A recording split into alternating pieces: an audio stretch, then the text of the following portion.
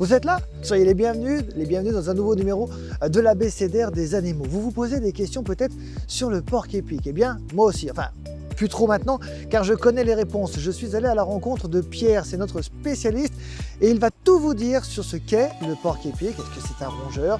De quoi se nourrit-il? Comment s'accouple-t-il? Les réponses tout de suite, c'est parti. Le porc-épic est un animal plutôt nocturne qui se déplace lorsqu'il part en quête de nourriture. Il se repose dans une tanière ou une caverne.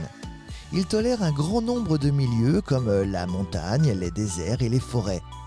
Ses incisives sont massives et poussent continuellement. De ce fait, il ronge énormément de branches et de troncs pour les limer. Dans l'histoire, il était réputé pour la succulence de sa chair, et ce dès son introduction par les Romains. De leur côté, ces piquants furent utilisés en Europe de nombreuses manières. Encore aujourd'hui, par exemple, ils servent de flotteurs que les pêcheurs apprécient pour leur légèreté et leur résistance. P comme porc-épic.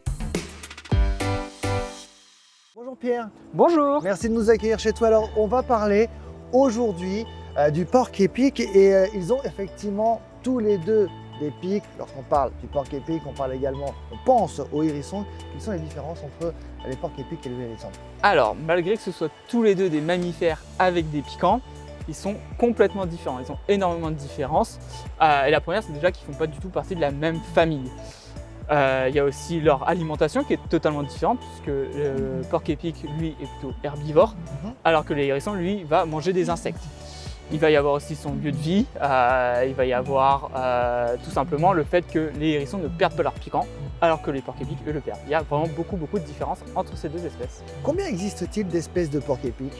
Alors, il existe deux grandes familles de porc-épics, ce qu'on appelle les porc-épics de l'Ancien Monde et les porc-épics du Nouveau Monde, c'est-à-dire ceux d'Afrique et ceux d'Amérique. D'accord. Et dans chacune de ces familles, il y a plein d'espèces différentes. Par exemple, en Amérique, il y a plus de 10 espèces différentes qui, eux, sont plutôt arboricoles, alors que ceux d'Afrique sont plutôt terrestres. Pierre, tu connais le principe de cette émission. Les enfants te posent des questions, à toi d'y répondre. On va regarder tout de suite la première question. À quoi lui servent tous ces pics? Combien en a-t-il environ? Alors, les piquants, ils servent à plusieurs choses pour le porc-épic, mais surtout à se défendre, tout simplement. C'est vraiment un moyen de défense. D'ailleurs, les piquants sont extrêmement piquants, c'est le cas de le dire, ils sont très aiguisés. Et en termes de nombre, on peut atteindre jusqu'à 30 000 piquants par individu. Donc c'est vraiment une quantité énorme. Par contre, ces piquants, il y en a deux différentes. Il y en a des très rigides et il y en a des beaucoup plus souples. Peut-il les projeter sur ses adversaires? Vraiment, genre à la Spider-Man. Alors, du coup, les piquants, c'est pas des fléchettes. On ne peut pas jouer aux fléchettes avec, ça marche pas comme ça. Par contre, ils vont très facilement tomber.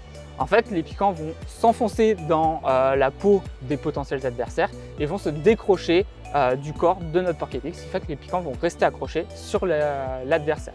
Donc, il ne peut pas les lancer, mais il les perd très facilement.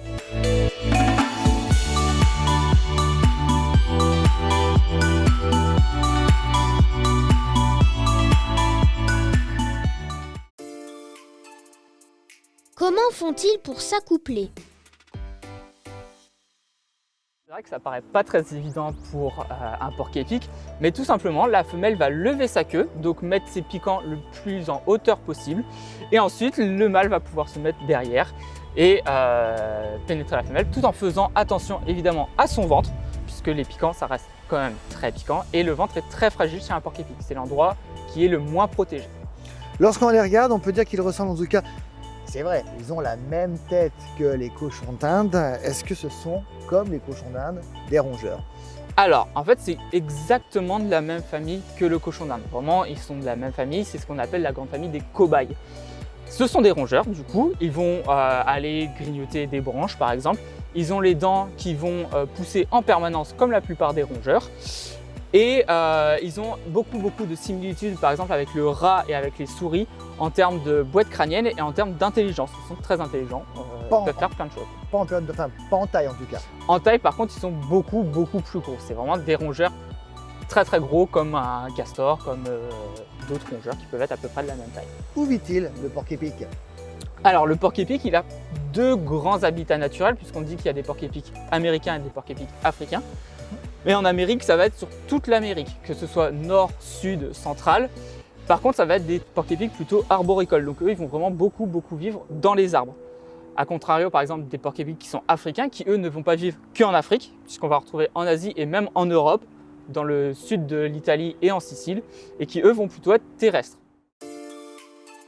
La femelle s'appelle-t-elle truite épique?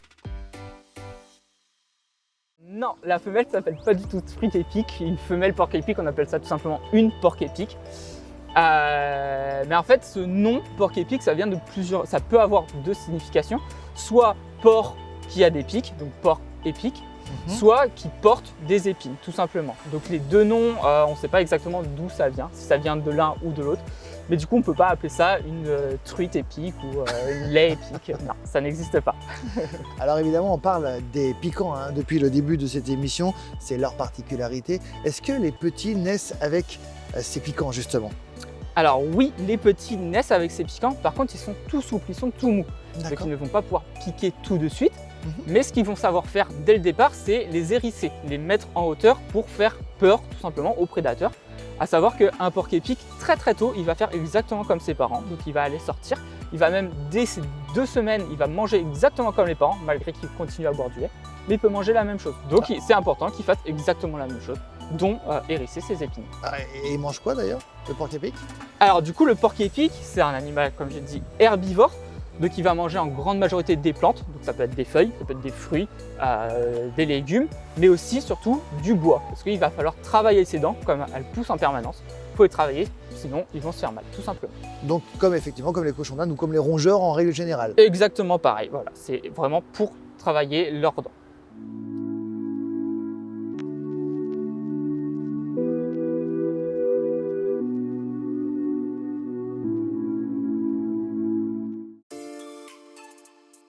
Est-ce que le porc-épic vit en groupe? Oui, le porc-épic vit en groupe, même ça peut être des très grands groupes.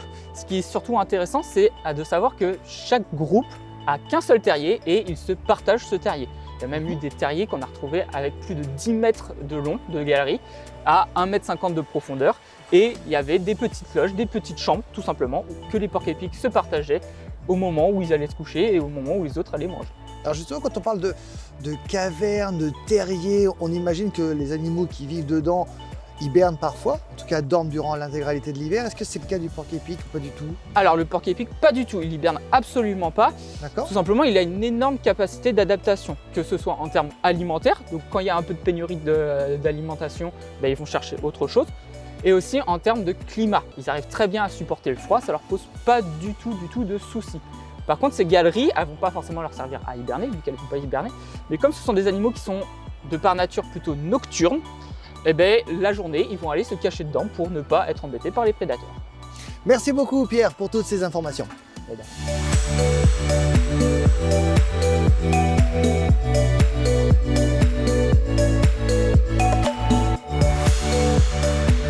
Bon les amis, c'est pas tout, mais je suis très en retard. Donc vous savez ce qu'on va faire? On se dit au revoir et on se retrouve très vite dans un nouveau numéro de l'ABCDR des animaux.